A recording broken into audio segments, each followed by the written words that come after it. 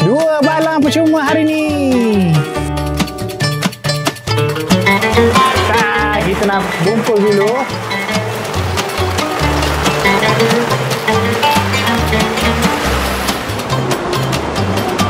Hari ni kita tengah bagi infak air 2 balang percuma kepada seluruh warga Pahang Makasih dan sekitarnya.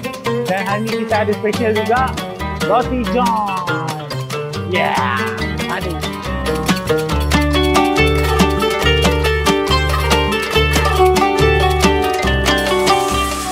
Free. Hai Free. Hai Free ya. Terima kasih ada infak Terima kasih. Terima kasih Ni 2. Terima kasih. Cuma ada orang infak. Terima kasih.